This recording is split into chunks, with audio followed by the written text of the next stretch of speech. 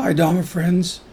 Today I want to talk to you about a super important topic and one that's actually come up twice for me personally in the last week in trying to help several members of our online Sangha. And this topic has to do with obstacles, and specifically intellectual obstacles to Shinjin as opposed to emotional obstacles to Shinjin, which I will cover in another video. So over the last 2 weeks, two of my Dharma friends, these are guys who've been part of our Sangha for at least 5 years, I would say, and I've had many conversations with each of them via Skype or via telephone over the last years. And they came to me and they've struggled, frankly, over the last 5 years coming to settled Shinjin. And of course, if you've been listening to any of my videos or reading any of my commentaries or reading Master Shinrin or Master Renyo, I'll put it in Master Renyo's words. Master Renyo says, in our school, Shinjin is everything. So everything that I say and do in the capacity of being a teacher, however poor a teacher, in Shin Buddhism is really focused on the idea of helping people who are being called by Amida Buddha in this body, in this life, to come to a place of settled Shinjin. That is the essence of what we do and what we teach. And the reason we concentrate on this is because when someone comes to settled Shinjin in this body, in this life, then at the end of this life, he or she will immediately become a Buddha in Amida's Pure Land. This is the promise of Amida. This is the promise of Amida's primal vow. But most people, when they hear the Dharma and they come to understand it intellectually, they don't come to settled Shinjin right away. They don't come to settled Shinjin because they may have emotional obstacles to the Dharma. Again, I'm going to cover that in another video. But more subtly, in terms of this video and my two friends, they have problems that are intellectual problems that they're often not even aware of. So I want to talk about these kinds of problems and what I counsel people who figure out that these are the problems that they have when it comes to settled Shinjin. So first I'm going to talk about the friend I spoke to last week. I'm going to call him Dan. I'm not going to use his real name. And Dan has been a serious Buddhist now for about 30 years. I mean, he's been a serious Buddhist. He's read a lot of Shakyamuni's writings, probably read more than I have, and he's done a lot of different types of self-power practices. Again, a lot of experience as a Buddhist. And at some point, he heard about Amida Buddha in the Pure Land, and he was attracted to this Dharma message. And in this life, in this body, his karma has ripened to the point where he is hearing Amida Buddha's call. And yet he's stuck. And he's been stuck for 5 years. And so Dan and I were talking last week. And, I finally said to Dan, what's your problem? I don't get it. Okay? And Dan said to me, he says, I'm just having a really difficult problem wrapping my head around the idea that there is this Buddha who's been floating around for 55 billion years, that's 10 kalpas, and this is what Shakyamuni tells us in the larger sutra, who is somehow personally interested or involved with my little life. He says, it's just a bit too much for me, to accept intellectually. And then I had another conversation with another dear friend. Again, he's been in the group about 5 years, and I'm going to call this guy Timothy. It's not his name, once again. And Tim, he's not a long-time Buddhist.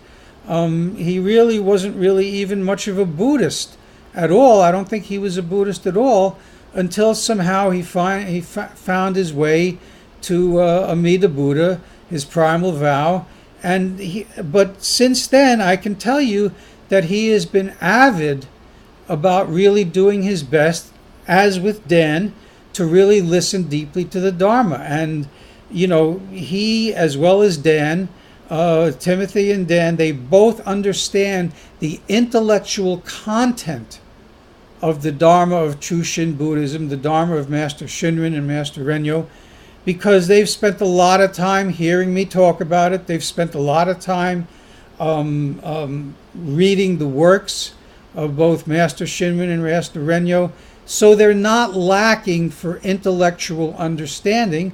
And also, from what I can see of having many talks with both of them, they're not having emotional obstacles, okay? They're not having trust obstacles like people often do. Those are emotional obstacles. Again, we'll talk about them another time. But, again, Tim said to me, he said, it's just too mind-boggling for me to believe that, this Buddha or all the Buddhas are actually going to fulfill the great Bodhisattva vow, which says, this is one of the 4 Bodhisattva vows, it's the one I quote all the time: beings are numberless. I vow to save them all. When people go on the Bodhisattva path and start with Tibetan Buddhism or Zen Buddhism or any one of the other Bodhisattva paths, they often are taught to chant and say this particular Bodhisattva vow. And, what Tim says to me, he says, it just seems, that there's, when you take there's 7.5 billion humans here on this earth, okay, and then when you add in all the animals, and you add in all the other sentient life forms that are, at this point, like bacteria, like protozoa, paramecium, amoeba, and everything else, and all the bugs in all their various formats, that the number of beings that are sentient, actually, and I'm not even counting the plants and the trees. I'm going to leave those on the side. I can't really talk about their sentience very well, but even the things that we really know are sentient beings, and we've studied them extensively to know, Tim says to me, it's just mind-boggling to me. It's like I can't wrap my mind around it. And so here's where the conversation gets interesting, both with Dan and with Tim. I basically said the same thing to both of them. Excuse me, take a water. I said, listen, when Master Shinrin talks, one of his favorite words, and he talks about Shinjin, he says, inconceivable Shinjin. And when we talk about these Dharma realities that don't even have to do necessarily with Shin Buddhism, but simply Buddhism 101, we're talking about ideas that even if we can rationally state them, which I just did, and which both Dan and Tim both did, it's really very difficult, if not impossible, to wrap our rational minds around these ideas. Take, for example, the very basic Buddhist 101 idea of karma. The idea that you and I and everyone else have been transmigrating through countless lifetimes. And we can have been alive in some form or another just as long as Amida Buddha. And we could have been alive in some form, in some way, in some place, in some universe, in some Buddha land, not just 55 billion years ago, but 100 billion or 200 billion years ago. Because basic Buddhist cosmology, as taught by Shakyamuni, allows for the idea that the universe in total is so much vaster than the little tiny universe that our scientists understand. Our scientists have been living for the last, 50, 60 years, I guess, on the idea that there was a Big Bang theory that started out as a universe full of nothing, and then, of course, there's this Big Bang, and, the universe is now expanding, it's going to keep expanding. And so the idea of going back more than 13 or 15 billion years seems inconceivable to science. But now the same theoretical physicists are starting to change their ideas, and I've been reading, in popularized articles that are good for people like me on the internet, that they're starting to think about a universe that's been going through infinite number of expansion and contraction cycles, which fits in really well with the Buddha Dharma as taught by Shakyamuni Buddha. And the idea that there could be parallel universes, that's all being discussed, also being discussed in theoretical physics. So what we're starting with here is the limitations that are given to us by growing up as modern people, educated people, high school, college educated people in the Western world, whether we're in Asia or America, doesn't really matter. We're living off of Western science essentially when it comes to our intellects. And so a lot of the things that the Buddha talks about are essentially beyond our comprehension, including the most basic idea of karma. I mean, think about it. A guy like Adolf Hitler, the most evil person in the world personified, if you want to use him. Okay, so from the Buddha's perspective, after his life, he wasn't just dead, of course, because people aren't just dead from the Buddha's point of view, Shakyamuni Buddha's point of view. He's now living a new life, the life of having sowed the most immensely evil karma that you can possibly conceive of. There's very, very difficult to even conceive of how evil his karma was based on the things we know he did and led other people to do. And so he's now in one of the Buddha hell realms, okay? And he's going to spend an incredible amount of time in these hell realms, expiating this evil karma, okay? This is the Buddha's basic teaching. At some point, though, his karmic expiation and all the suffering he's going to endure is going to be done. How long is it going to take? 1,000,000 years, 1,000,000,000 years, 1,000,000,000,000 years? I have no idea. But it's really inconceivable to me to think about this. I can understand it, a little bit of a low-level intellectual understanding, but thinking about it the way the Buddha would is not possible for me.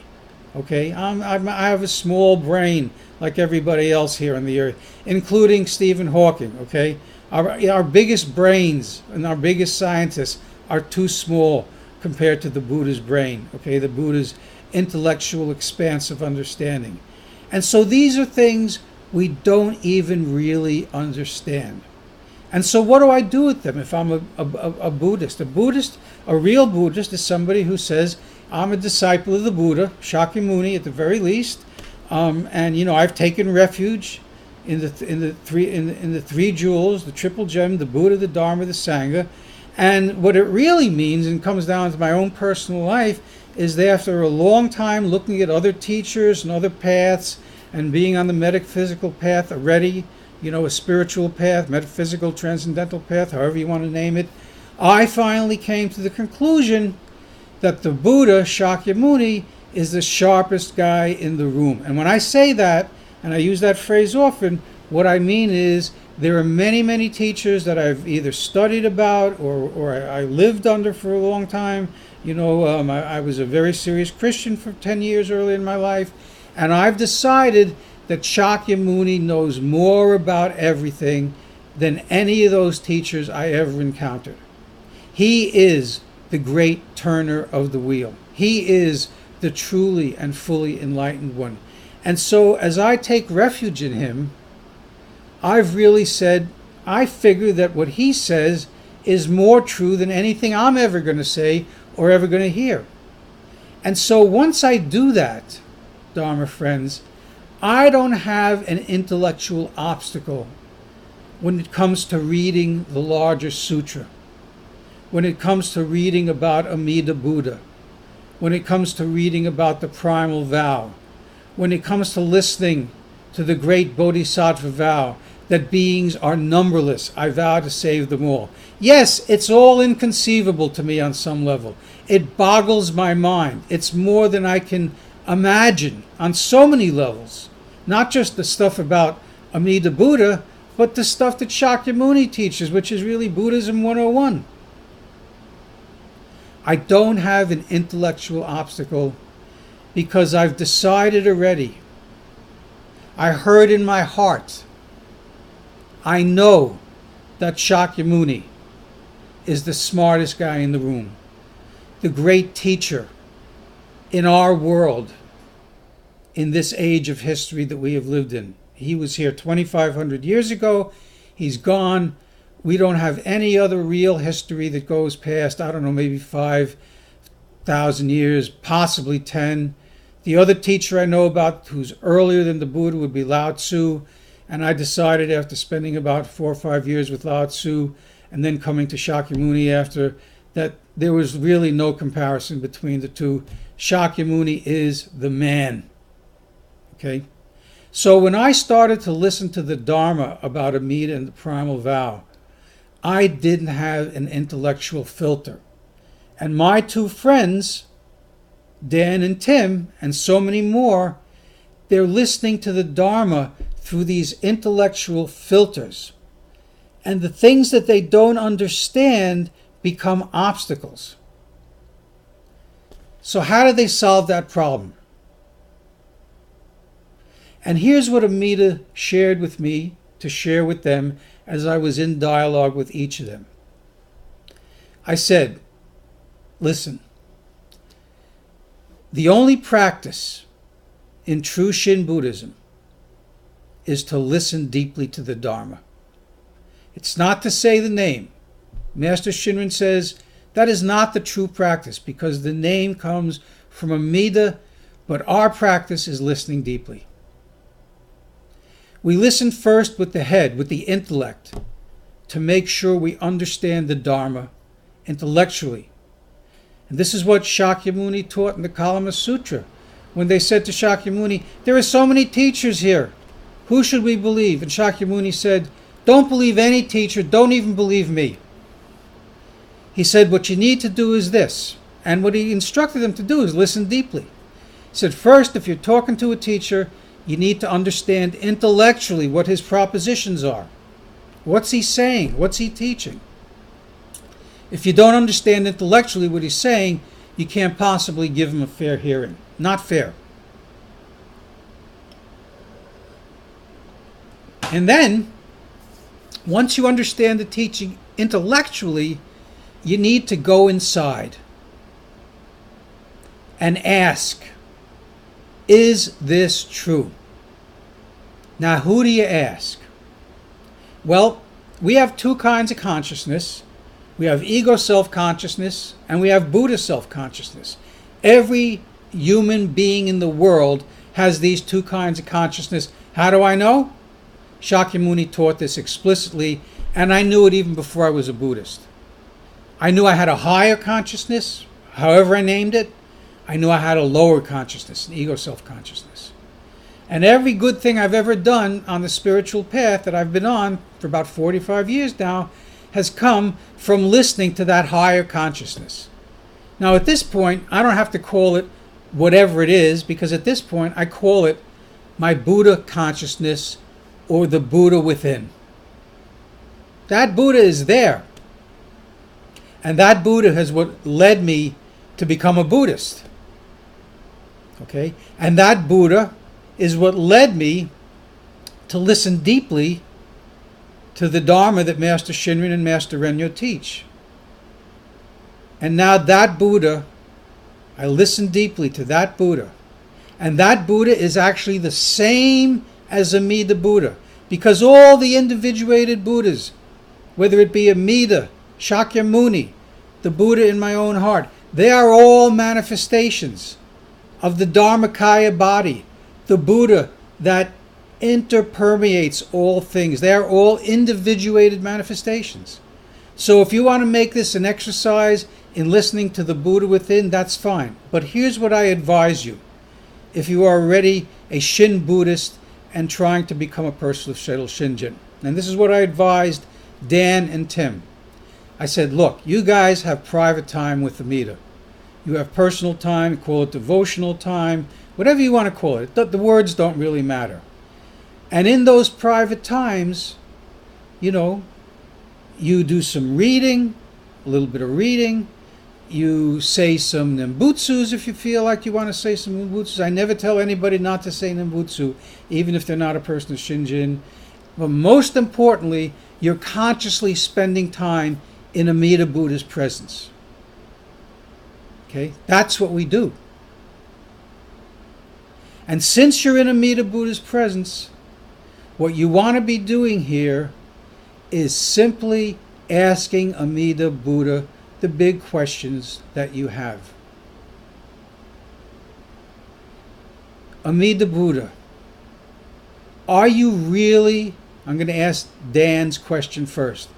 Amida Buddha, are you really interested personally in me and working with me as an individual, along with other Buddhas and great Bodhisattvas, even though you've been around for 55 billion years? It's inconceivable to me. I can't wrap my mind around it. But I need you to tell me, is it true? And then after Dan does that, he needs to sit and wait for an answer. Needs to come back the next day. He can ask the question again. Same question. And then, Amida Buddha, please, is this true? Shakyamuni says it's true. Shinrin says it's true. Renyo says it's true. Paul says it's true. But I don't know that it's true. Is it true? And I tell Dan, and I tell everybody, that if you do this thing, you listen deeply to Amida Buddha in this way, every day you got this thing that's intellectually an obstacle, you go ask him, is it true? And at some point you are going to hear, I guarantee, you will hear from Amida Buddha, yes, this is true. Yes, I am with you every day. Yes, me and the Buddha team are working with you to bring you step by step to the place where you can receive Shinjin. And it's the same thing with my friend Tim, with his intellectual obstacle.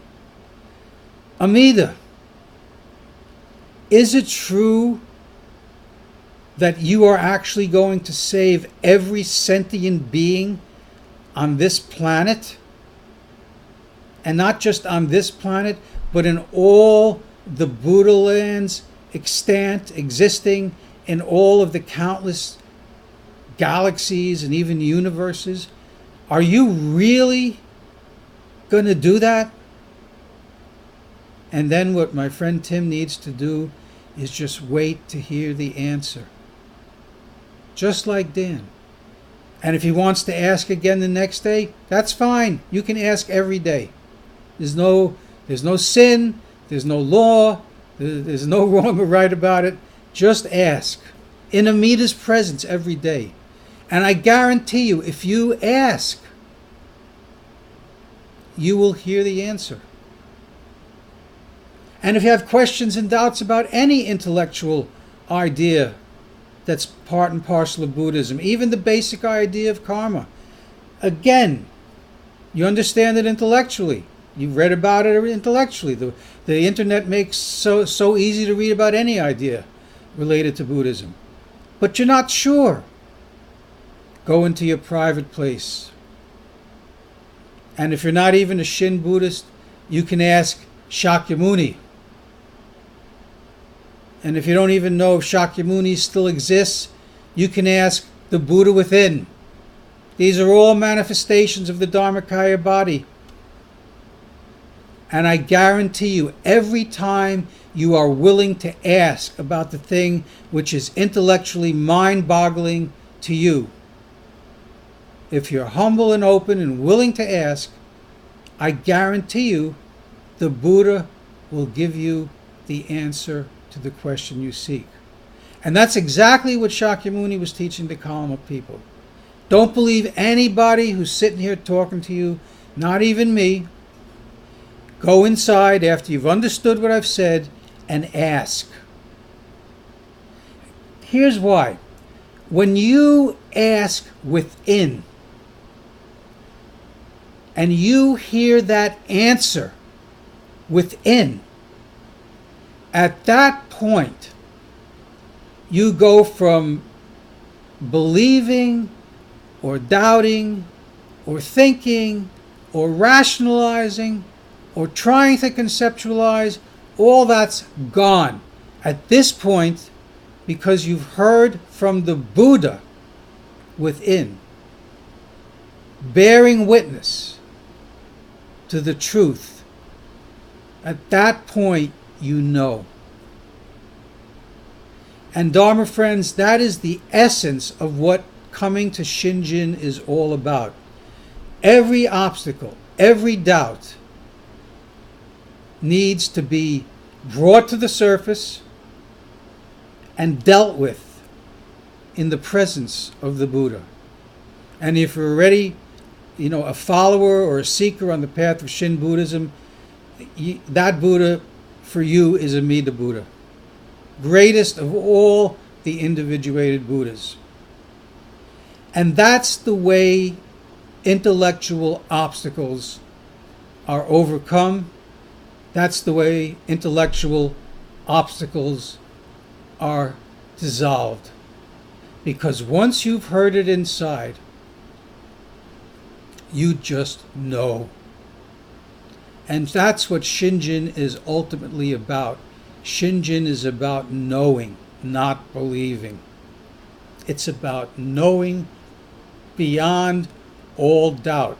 I received Amida's gift of Shinjin in an extremely difficult time in my life, 9 months after the loss of my daughter. But when I received that gift, I had one question from my Dharma mentor, a man named Aiken Kobai. And I asked him, I've been hearing from all these crappy Shin Buddhist teachers here in America that Amida is not a real Buddha, the Pure Land's not a real place, and there are plenty of these crappy teachers in Japan. And I said, Aiken, you're a 16th generation Shin priest. I read your book. It was the most amazing book I'd ever read. And now I'm asking you personally this. I wrote him in a little email. Is Amida a real Buddha? Is the Pure Land a real place? Aiken Kobai answered me, yes. Amida is a real Buddha. Yes. The Pure Land is a real place. Now, he was the good Dharma teacher for me. Okay? And the very moment I received back his email correspondence, and he doesn't write much English, I got to tell you, I immediately received Shinjin. And since that moment, 2004, 2017, what is that, about 13 years? I have not had one single solitary doubt about anything pertaining to the Dharma. My Shinjin is settled. My Shinjin is diamond-like.